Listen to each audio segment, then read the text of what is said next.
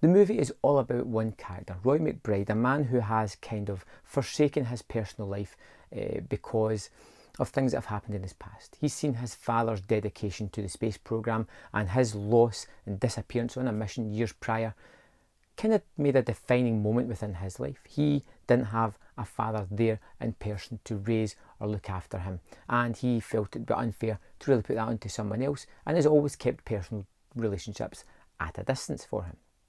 When we open up to the movie, we are given one of the best visual images I've seen in the longest while they're on this kind of antenna space station thing that's just within the gravity pull of the Earth, and they're fixing stuff, and it's a kind of top-down image of all this mechanics and metal, yet see the Earth below it.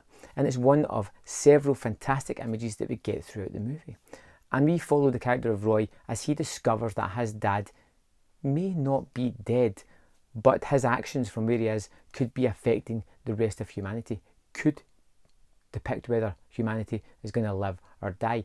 And he's sent on a mission to try and stop his father from doing what he's doing, as well as trying to reconnect with this figure that he thought was gone, to try and get a kind of cathartic nature or relationship with his father all the way through it. And it's a kind of measured and slow building movie. Not to say that the movie itself is slow, just that it's kind of meticulous in the way it tells its story. It'll have long pauses. It focuses a lot on the character, as it should, because we're following Roy as he adapts and changes to the various situations and the emotional pressure of discovering that his absentee father may still be alive. We get plenty of action set pieces throughout this as well. Some really, really good tense and atmospheric ones. The one on the moon where we have almost kind of pirates is exhilarating.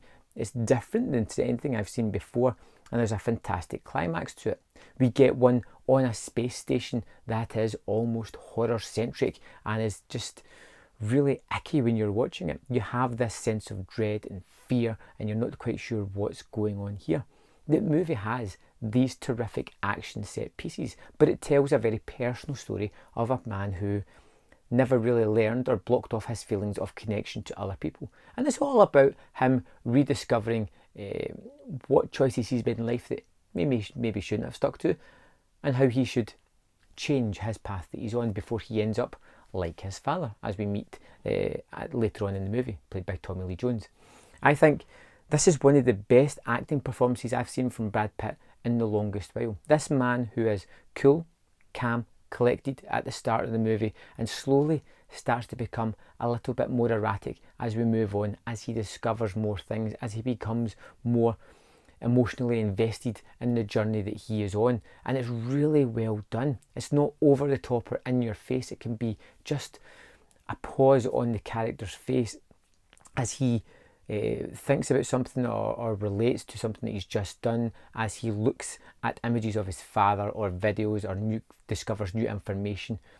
It's all done in these small moments and it feels really good. Now, the movie's not perfect. I feel that there's a couple of things just don't sit entirely right with me, and the kind of conclusion that I get from the movie feels like a long journey just to discover that truth that he feels that he should have latched onto. But Ad Astra for me was a real treat.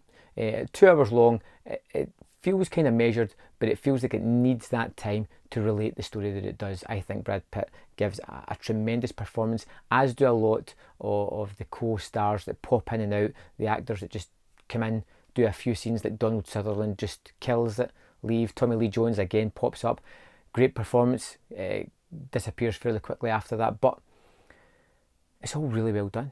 It's really well shot. It's got a terrific score in it as well that really knows when to drop out and leave us feeling a little bit empty, and knows when to really add on the tension or the suspense or build the atmosphere at certain moments. I think this was a real surprise for me. Something that I wasn't expecting to enjoy as much as I did. I left the cinema going, you know what? That was pretty great.